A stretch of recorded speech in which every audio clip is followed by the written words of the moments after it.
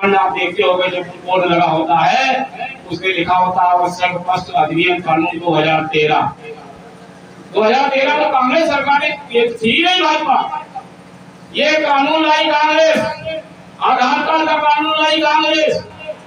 मौज मार रहे ये, यही बताने की जरूरत है कि हक आपका है, अधिकार आपका है, कमाई आपकी है, और ये लूट करते रहे अडानी और अंबानी को। स्टेशन दे दिए, बताओ कानपुर सेंट्रल स्टेशन पता किसके पास चला गया? कानपुर सेंट्रल स्टेशन चला गया, कानपुर की आर्डिनेंस फैक्ट्री चली गई, कानपुर का एशियन चला गया, लखनऊ का एयरपोर्ट चला गया, दिल्ली का एयरपोर्ट चला गया, ले जाने कितनी ट्रेनें चली गई, सब दे दिया अडानी अंबानी को। यही मोदी कहते थे 2014 में, याद है, मैं देश नहीं बिगड़े दूंगा सौगंध मुझे इस माटी की, यही नरेंद्र मोदी बोलते थे। वही नरेंद्र मोदी ने पहले चाय बेचते बेचते पूरा देश भर को लेकर समाजवादी पार्टी आगे बढ़ रही है। हम जब टीवीएम में इकट्ठा कर लेंगे पिछड़ा दलित अल्पसंख्यक आदि आबादी वाले महिला और अगले जाति में जो कमजोर लोग हैं, जो निर्धन है, जो गरीब है, असहाय है, परेशान है, पीड़ित है, इन सबको जब इकट्ठा कर लेंगे, यही देश की भविष्य को बदलने का काम करेंगे, यही भारत की सत्ता को बदलने का काम करेंगे। इसी से बीजेपी परेशान है। बीजेपी और किसी से परेशान नहीं है, समाजवादी पार्टी उसके नेता अखिलेश यादव उनकी रणनीति से परेशान है। और आज इस क्षेत्र में क्या हो रहा है, अपने क्षेत्र के बारे में आपको क्या नहीं पता है? कोई विकास का काम नहीं हो रहा, सारा विकास का काम ठप है।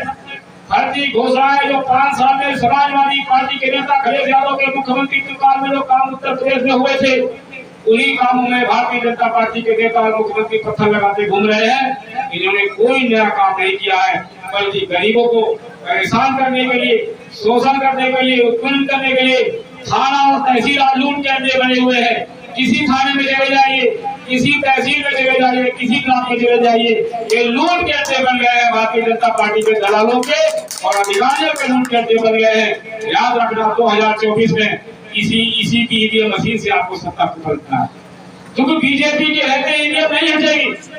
पूरे देश में तमाम संगठन आंदोलन चला रहे हैं, विपक्षी पार्टियां आंदोलन चला रही हैं, सुप्रीम कोर्ट के वकील आंदोलन चला रहे हैं, रिटायर्ड जजेज आंदोलन चला रहे हैं, लेकिन भारतीय जनता पार्टी ईवीएम को हटाने के लिए नहीं तैयार है। तो हम लोगों ने संकल्प लिया है, इतना ज्यादा बटन साइकिल का दबा देंगे, जब भारी बहुमत से समाजवादी पार्टी साइकिल जीतेगी तो ईवीएम कुछ ज्यादा नहीं करता है। जब लड़ाई का होगी तब ईवीएम गड़बड़ करेगी, लेकिन जब भारी बहुमत से हमारी साइकिल की बटन दबेगी तो ईवीएम इनकी कुछ नहीं कर पाएगी। अभी बैलेट पेपर का आपने चुनाव नहीं देखा चंडीगढ़ का 3 दिन पहले? बैलेट पेपर से मेरे का चुनाव चंडीगढ़ में हुआ। आप पार्टी कांग्रेस के गठबंधन के उम्मीदवार के पास 20 वोट थे, बीजेपी के पास 15 वोट थे। पहले तो चुनाव टालने का प्रयास किया, जब हाईकोर्ट ने आदेश किया कि 30 तारीख को चुनाव कराइए, तो चुनाव कराया और जो उनका प्रोसाइडिंग अफसर था उसने कांग्रेस और आप पार्टी के गठबंधन के 8 वोट रिजेक्ट कर दिए और बीजेपी भाई जबरदस्ती जीता घोषित कर दिया। इतने छोटे चुनाव में इतनी बड़ी बेईमानी पर यह पार्टियां बांधा है, इसलिए लोकतंत्र को बचाना है। याद रखिए 2024 में अगर इस देश में इंडिया की सरकार बनती है, बीजेपी की सरकार जाती है, तो लोकतंत्र बचेगा, संविधान बचेगा, बाबा साहब भीमराव अम्बेडकर का बनाया हुआ संविधान बचेगा। और अगर 2024 में ये फिर आ गए तो ये संविधान को खत्म कर देंगे, एक गरीब का हक छीन रहे हैं।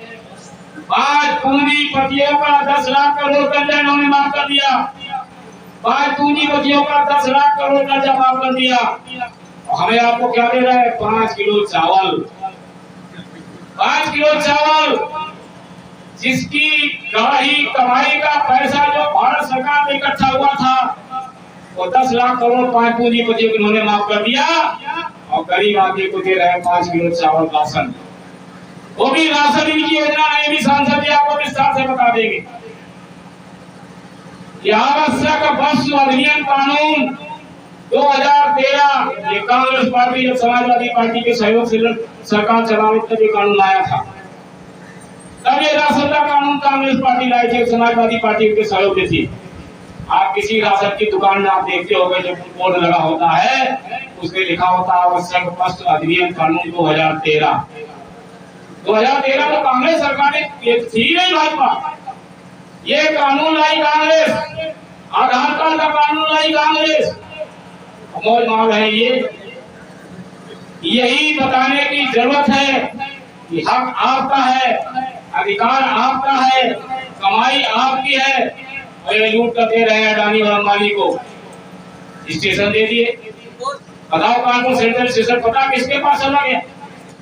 कानपुर सेंट्रल स्टेशन चला गया, कानपुर की आर्डिनेंस फैक्ट्री चली गई, कानपुर का एशियन चला गया, लखनऊ का एयरपोर्ट चला गया, दिल्ली का एयरपोर्ट चला गया, ले जाने कितनी ट्रेनें चली गई, सब दे दिया अडानी अंबानी को।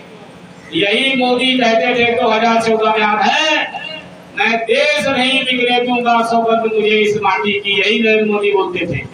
वही नरेंद्र मोदी ने पहले चाय बेचते बेचते पूरा देश बेच दिया, पूरा देश बेच दिया। इसलिए सावधान रहिए, एक एक वोट का सदुपयोग करना है, एक एक वोट अगला पिछड़ा दलित मुसलमान, एक एक वोट समाजवादी पार्टी को साइकिल पर डालना है। और जिला के बुजुर्गों, आसपास के नौजवानों, याद रखो, ये आपकी मांग जो चल रही है विधानसभा की, पहला आपको बता के जवाब राजाराम पाली को जिता दीजिए, अपने बूथ से, अपने सेक्टर से, अपने क्षेत्र से। घाटमपुर का इतिहास माननीय अखिलेश यादव जी को मैंने बताया है कि घाटमपुर में हमेशा विधायक घाटमपुर का ही जीता, बाहर कभी नहीं जीता।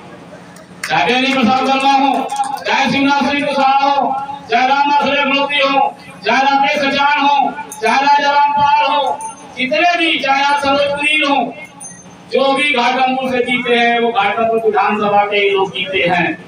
याद रखिए, मैं आज आपको वचन दे के जा रहा हूँ कि घाटमपुर में जब 2027 का विधानसभा का चुनाव होगा तो घाटमपुर का ही कोई आदमी आपके बीच का चुनाव लड़ेगा, और बाहर का कोई चुनाव नहीं लड़ेगा।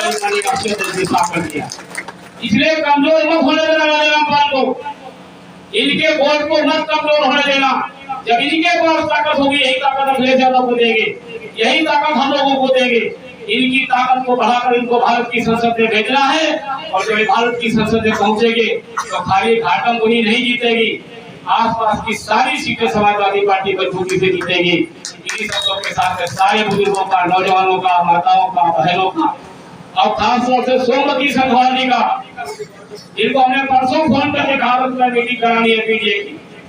मीना संघवाल जी से भी कहा था, दोनों महिला नेत्रियों का मैं अपने तहे दिल से स्वागत करता हूँ, विधानसभा अध्यक्ष उनके पदाधिकारियों का स्वागत करता हूँ, और सबको बहुत बहुत धन्यवाद देकर अपनी बात को समाप्त करता हूँ। जय हिंद, जय समाजवाद।